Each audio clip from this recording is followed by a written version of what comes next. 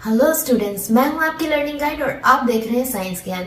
जैसा कि आप जानते हैं, आज के इस वीडियो में हम स्टार्ट करेंगे एक न्यू चैप्टर एंड जिसका नाम है sound. But before start, if you new to my channel, you can do check out my previous videos in the given link in the description box and click on the subscribe button by hitting the bell icon for regular updates of my videos. And now, without further delay, let's get started.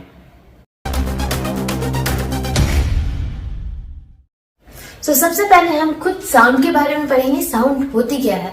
Sound एक form of energy होती है जो हमारे hearing sensation को activate करती है so that they can sense the sound. So we can define sound in this way that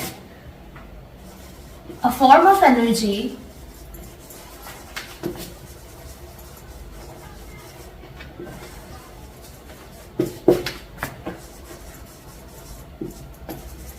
that give us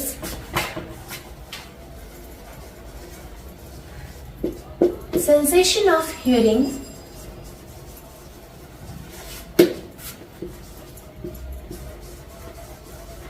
is called sound. Sound क्या होगी? एक फॉर्म ऑफ एनर्जी जो हमारे हियरिंग सेंसेशन को activate करेगी, जिसको हम साउंड के रूप में सुन सकते हैं। एक एग्जाम्पल से समझते हैं कि अभी जब आप मुझे अपने मोबाइल स्क्रीन पर देख रहे हो, when I am talking you are able to listen me, but when I am being quiet you are not able to listen me. ऐसा क्यों होता है? Because when I am speaking, this form of energy is transferring to you and activates your senses of hearing, that is your ear. And when your senses of hearing gets activated because of the form of energy which is sound, we are able to listen the sound. Now the next is how the sound get produced.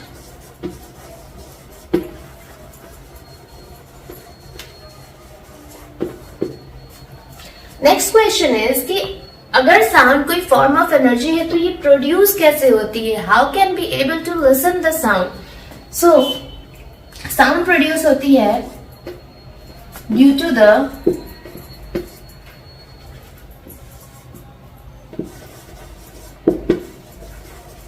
The vibration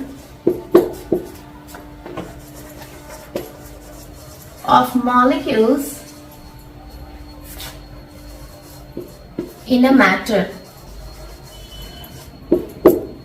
यहाँ पे मैंने ये कहा कि sound का production कैसे होगा? जब मॉलिक्यूल्स का वाइब्रेशन होगा। किसमें? एक मैटर के मॉलिक्यूल्स का वाइब्रेशन होगा, तो उसके वाइब्रेशन से क्या प्रोड्यूस होगा? साउंड प्रोड्यूस होगा। इसका मतलब क्या है? एक एग्जांपल से समझते हैं। हमने बहुत बार दूसरों को गिटार बजाते सुना होगा, या हो सकता है आप में से कई गिटार बजाते होंगे। तो जब हम लोग गिटार बजाते हैं, उस इंस्ट्रूमेंट से जब साउंड प्रोड्यूस करते हैं, then what do we do in that case? कि हम जैसे ही उसके स्ट्रिंग को टच करते हैं, the string of the guitar starts vibrating.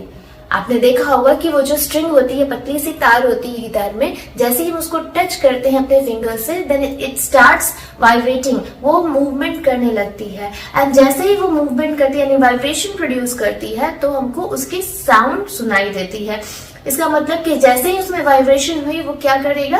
वो साउंड को प्रोड्यूस करेगा। तो यहाँ पे यही है कि due to the vibration of molecules in a matter, sound get produced.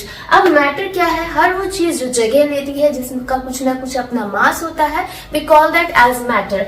In that case हमने पढ़ा है मैटर तीन तरीके के होते हैं, solid, liquid and gas. Solid, liquid and gas. तो अभी हमने एक एग्जाम्पल लिया गिटार का, वो हमारा एक सॉलिड मैटर था।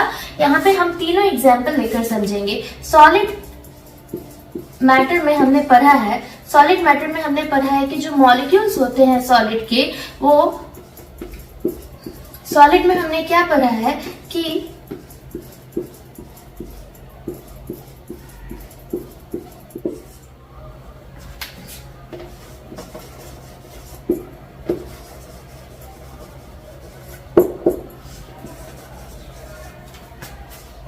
तो सबसे पहले हमने मैटर के बारे में ये जाना कि हर वो चीज जो स्पेस लेगी एंड उसमें कुछ मास होगा, मतलब वो स्पेस लेगी यानी जगह लेगी एंड उसका कुछ ना कुछ मास होगा। सिंपल वर्ड्स में समझे तो उसका कुछ ना कुछ वेट होगा।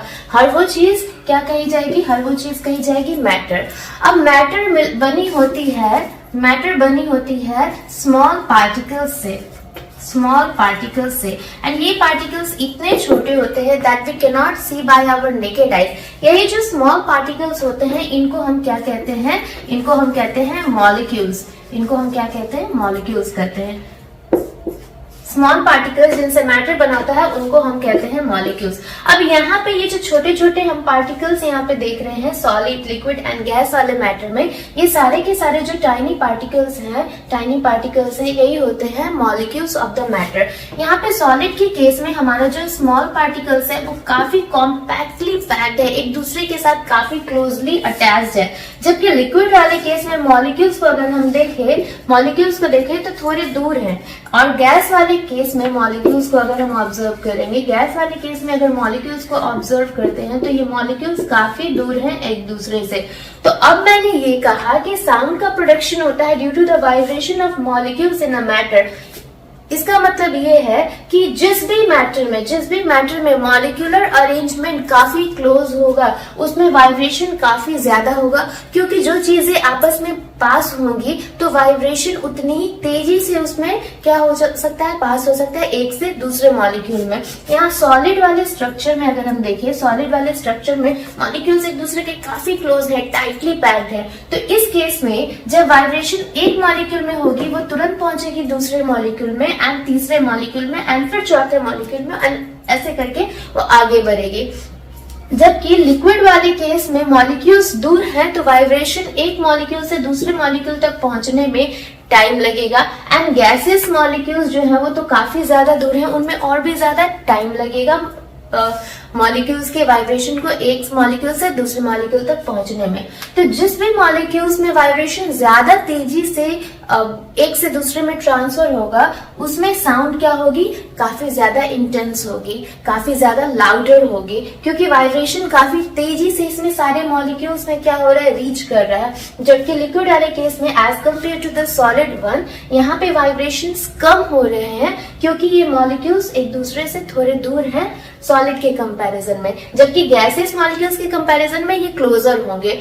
अब गैस वाले मॉलिक्यूल्स में क्योंकि बहुत ज्यादा फार अपार्ट है ये मॉलिक्यूल्स, तो इसके लिए यहाँ पे वाइब्रेशन और भी कम होगी, यानी कि प्रोडक्शन ऑफ साउंड जो है वो और धीमा हो जाएगा। तो इसका मतलब ये है कि how the sound get produce, तो साउंड का प्रोडक्शन हो रहा है due to the vibration of molecules in a matter. अब जिस मैटर में मॉलिक्यूलर अरेंजमेंट जितनी ज्यादा टाइटली या क्लोजली पैक्ड होगा, या फिर ये कहें कि मॉलिक्यूल्स एक दूसरे के काफी ज्यादा क्लोज होंगे, उतना ही ज्यादा वाइब्रेशन वो मैटर परफॉर्म करेगी एंड जितने ज्यादा वाइब्रेशन होंगे साउंड भी उतना ही इंटेंस होगा। तो अगर इस लॉजिक से हम ये कहें कि सॉलिड में जो साउंड का प्रोडक्शन होता है वो काफी ज्यादा इंटेंस होता है as compare to liquid and gas, yes it is definitely correct, क्योंकि सॉलिड के मॉलिक्यूल्स काफी क्लोजर होते हैं, लिक्विड के उससे कम एंड गैस के उससे भी कम। लाइक कि अभी मैं यहाँ पे आपके स्क्रीन पे हूँ एंड आपकी स्क्रीन से आप मुझे सुन पा रहे हैं आपके by the help of your ears.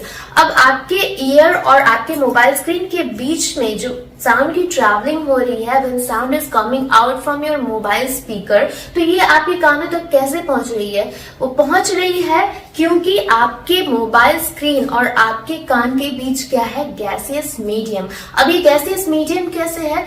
हमको पता है कि हमारी जो अर्थ है वो चारों तरफ एक एयर के लेयर से कवर्ड है, सराउंडेड है, जिसको हम एटमॉस्फेयर कहते हैं। एंड ये एटमॉस्फेयर हर वो जगह जो खाली होती है वहां पे क्या करती है, एयर से फिल कर देती है।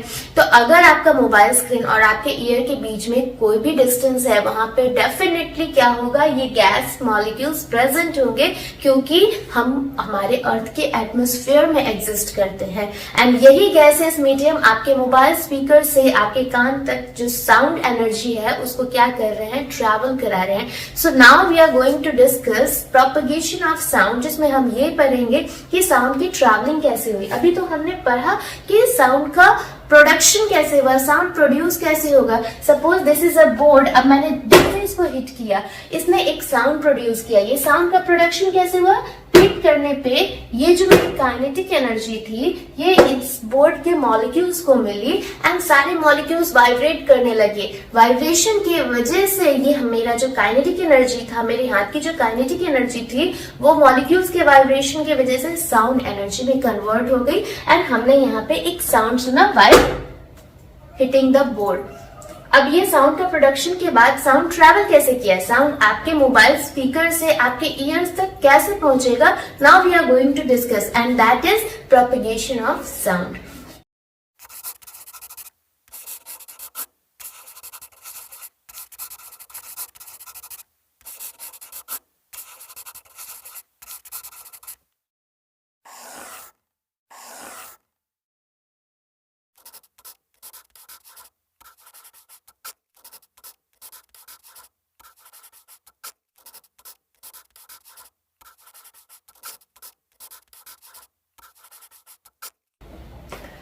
So the next topic is propagation of sound. Propagation of sound ये कहता है कि जो ट्रैवलिंग होती है साउंड की एक प्लेस से दूसरे प्लेस तक in the presence of a medium.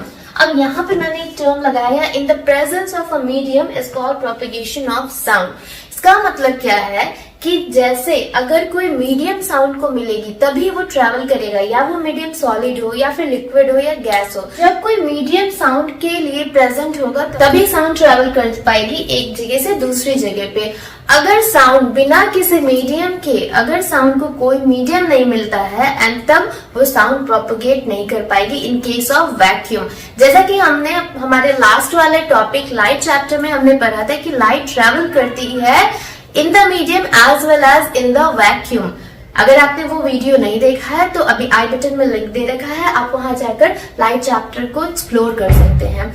So come back to the topic. अगर साउंड के केस में यहाँ पे क्या होगा, अगर कोई भी मीडियम प्रेजेंट नहीं होगी, मतलब इन द वैक्यूम, वैक्यूम जहाँ पे कुछ भी नहीं है, खाली जगह है, खाली जगह पे साउंड कभी भी ट्रैवल नहीं करेगा। Sound always needs a medium to travel and this is known as propagation of sound. अभी हमने डिस्कस किया कि सॉलिड, लिक्विड एंड गैस के मॉलिक्यूल्स कैसे अरेंज होते हैं। अब क्योंकि हमने देखा कि सॉलिड के मॉलिक्यूल्स सबसे ज्यादा टाइटली पैक्ड होते हैं as compare to liquid and gaseous one, तो सॉलिड के मॉलिक्यूल्स क्योंकि ज्यादा क्लोजली अटैच्ड होते हैं एक दूसरे से as compare to the liquid and gaseous one, तो सॉलिड में जो साउंड है वो काफी तेजी से ट्रैवल करेगी, उसका जो स्पीड है वो काफी तेज हो जाएगा। यानी कि जितनी वाइब्रेशन होगी, जितनी तेजी से वाइब्रेशन होगी, साउंड उतनी ही तेजी से क्या कर पाएगा, ट्रैवल कर पाएगा। तो वैसा मीडियम जिसमें मॉलिक्यूल्स काफी ज्यादा क्लोज होंगे ताकि सारे मॉलिक्यूल्स बहुत जल्दी से वाइब्रेट कर सके, इजिली वाइब्रेट कर सके, वैसे मीडियम में साउंड सबसे ज्यादा तेजी से ट्रैवल कर पाएगी। एंड वो मीडियम जो है वो मीडियम होगा हमारा सॉलिड। यहाँ पे अभी हम यहाँ बोर्ड पे देख पा रहे हैं कि यहाँ पे एक मैटर है जो कि है सॉलिड, जिसका मॉलिक्यूल काफी क्लोज है एक दूसरे से। जैसा कि हमने पढ़ रखा है कि सॉलिड के मॉलिक्यूल्स एक दूसरे से काफी क्लोजली पैक्ड होते हैं। अभी इस क्लोजली पैक्ड होने की वजह से इनमें वाइब्रेशन काफी तेजी से होगी एंड जितनी तेजी से वाइब्रेट करेगा ये मॉलिक्यूल्स उतनी ही स्पीड से साउंड क्या कर पाएगा, ट्रैवल कर पाएगा इन दैट पर्टिकुलर मीडियम।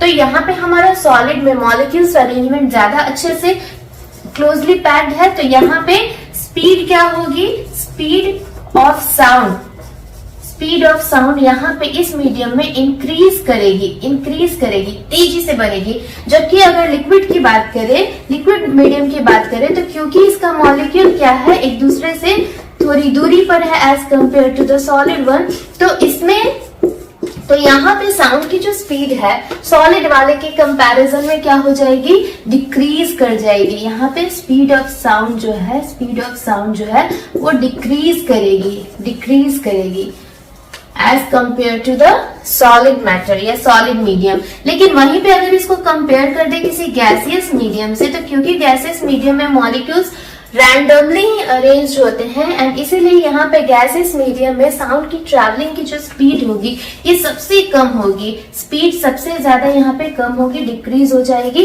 इन तीनों केस में सबसे धीरे अगर साउंड ट्रैवल करेगा वो होगा गैसियस मीडियम में एंड देन लिक्विड वाले मीडियम में, एंड सबसे तेजी से ट्रैवल करेगा सॉलिड मीडियम में। क्यों? क्योंकि इसके मॉलिक्यूल्स क्या है, काफी क्लोजली पैक्ड है, तो वाइब्रेशन ज्यादा तेजी से होगा एंड ज्यादा तेजी से होने की वजह से इसकी स्पीड क्या होगी, ज्यादा होगी। तो यहाँ पे अभी हमने समझा कि प्रोपगेशन ऑफ साउंड क्या होती है एंड साउंड को क्यों मीडियम रिक्वायर्ड होता है। अगर कोई मीडियम नहीं है तो वहाँ मॉलिक्यूल्स नहीं होंगे एंड बिना मॉलिक्यूल्स के साउंड जो है ट्रेवल नहीं कर पाएगी। Will meet soon in the next video with some more important topics of sound.